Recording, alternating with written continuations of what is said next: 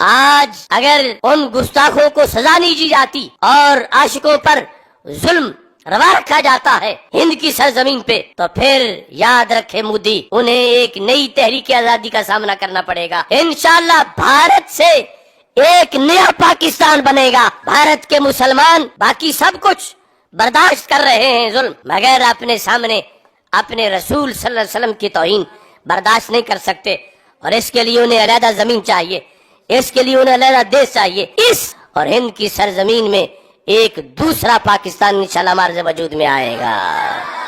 السلام علیکم ورحمۃ اللہ وبرکاتہ۔ اللہم صلی علی محمد وعلی آل محمد۔ ناظرین و سامعین اکرام، کچھ دن پہلے جو ہے ایک ویڈیو سننے کو ملی جو پاکستان کا رہنے والا دہشت گرد آتنکواد اشرف آصف جلالی، جو دراصل یہ زلالی اور دجالی ہے، یہ دہشت گرد ہے، پاکستان میں بیٹھ کر ہندوستان میں یہ دنگا کرانے کی سوچ رکھتا ہے، یہ دنگا کرانا چاہتا ہے، یا ہندوستانیوں کو ایک دوسرے سے لڑانا چاہتا ہے، ہندو مسلمان کی لڑائیوں میں اضافہ کروانا چاہتا ہے، یہ امن و آشتی نہیں چاہتا۔ ہم یہ چاہتے ہیں کہ ہمارے دیش میں امن و آشتی ہو، سلامتی ہو، پریم محبت ہو، بھائی چارہ ہو، لیکن یہ پاکستان کا دہشت گرد یہ جو ہے بھڑکاؤ بھاشن دے کر، بھڑکاؤ تقریریں کر کے لوگوں کو اور بھڑکا رہا ہے۔ سڑکوں پر آنے والے یہ نوجوانوں کی غلطی نہیں ہے، غلطی یہ منحوس ملاؤں اور مولویوں کی ہے جو بھڑکاؤ بھاشن دے کر دیش کی سلامتی کو، امن کو خراب کر رہے ہیں، بھائی چارگی کو خراب کر رہے ہیں۔ اصل میں غلطی یہ علماء، یہ مولویوں کی ہے جو بھڑکاؤ بھاشن دے رہے ہیں۔ میں دیش کا ناگرک ہونے کی حیثیت سے، میں ایک ہندوستانی ہونے کی حیثیت سے اپنے دیش میں امن و آشتی، سلامتی، پریم و محبت، بھائی چارگی کا مطالبہ کرتا ہوں، بھائی چارگی چاہتا ہوں، اور اسی لیے میں جو ہے یہ بیان دینا چاہ رہا ہوں کہ ایسے ملا مولویوں کے بیانوں پر روک لگائی جائے۔ اگر کوئی ہندوستان میں ایسا بیان دیتے ہیں کہ ایک دوسرے کو لڑانا چاہتے ہیں ان کے بیانات کے ذریعے، اور نوجوانوں میں ایک طرح کا جوش پیدا ہوتا ہے، وہ ایک ایسا جذبہ کہ جس کی وجہ سے ان کو بہت نقصان ہوتا ہے۔ آپ دیکھ رہے ہیں کئی تعداد میں لوگ مر رہے ہیں، اور کئی ہزاروں کی تعداد میں ان کو اریسٹ کیا گیا ہے، ان کو مارا جا رہا ہے، اور یہ کیسا احتجاج ہے، یہ کیسی ریلی ہے، کیسا جلوس ہے یہ؟ اگر پروٹیسٹ کرنا ہے تو اس طریقے سے کیا جاتا ہے کہ اس میں امن ہوتا ہے، نہ کہ یہ کہ ایک دوسرے پر پتھراؤ کیا جائے، ایک دوسرے کو مارا جائے، ایک دوسرے کو تکلیف دی جائے۔ یہ پاکستان میں بیٹھ کر آتنک پھیلانے والا یہ دہشت گرد اشرف آصف زلالی، یہ دجالی، اس نے یہ کہا ہے کہ بھارت سے ایک نیا پاکستان بنے گا۔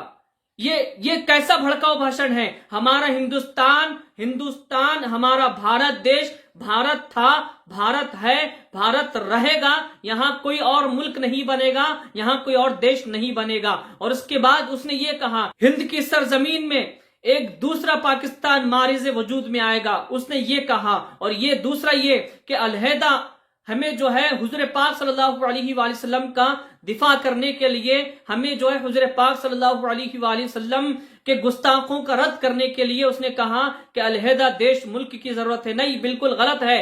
ہم اپنے دیش میں رہ کر انشاءاللہ تعالی ہمارے دیش کی سیوا بھی کریں گے اور یہاں کے گستاخوں کا رد کریں گے، لیکن رد کیسے کریں گے؟ امن و آشتی کے ساتھ، سلامتی کے ساتھ، پریم کے ساتھ، محبت کے ساتھ۔ اور ہم یہ بتا دیں گے کہ جو گستاخ رسول ہے وہ انسان کہلانے کے لائق نہیں، اس کا کوئی دھرم نہیں، اس کی کوئی ذات نہیں۔ ہندوستان ہمارا ایک ایسا ملک ہے جہاں پر بھائی چارگی عام ہے، یہاں پر لڑائی جھگڑے کی باتیں نہیں کی جاتی۔ تو ایسے بیانوں پر روک لگنی چاہیے کہ یہ شخص ہندوستان کو پاکستان بنانا چاہتا ہے، اور ہندوستان پاکستان کر کے اور اپنے ہاتھ میں تلوار لے کر اور بھڑکانے کی یہ سازش اور کوشش کر رہا ہے۔ ایسے لوگوں پر قانونی کارروائی کی جائے، سخت سے سخت کارروائی کی جائے، اور ایسے لوگوں کا جو دفاع کرتے ہیں، ایسے لوگوں کا جو ساتھ دیتے ہیں، ایسے لوگوں کے جو ساتھ ہیں، ان کی تعریف کرتے ہیں، ان کے ماننے والے ہیں، ان پر بھی قانونی کارروائی کی جائے۔ ہمارے دیش میں، ہندوستان میں امن ہو،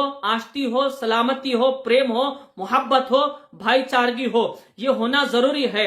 جو گستاخ ہے، ہر دھرم والے اپنے کسی نہ کسی کو ماننے والے ہوتے ہیں، ہر کسی دھرم کے کوئی نہ کوئی گرو ہوتے ہیں، دھرم گرو ہوتے ہیں. ہمارے بھی سب سے بڑے ہمارے نبی محمد مصطفیٰ صلی اللہ علیہ وآلہ وسلم ہیں. ہم ان کا کلمہ پڑھنے والے ہیں، ہم ان سے بہت محبت کرنے والے ہیں. وہ ہمارا ایمان ہے، وہ ہمارا دین ہے. تو جیسے دوسرے دھرم والے اپنے دھرم کے دھرم گرو کی توہین اور گستاخی بے ادبی برداشت نہیں کر سکتے، تو ایسے ہم بھی برداشت نہیں کر سکتے.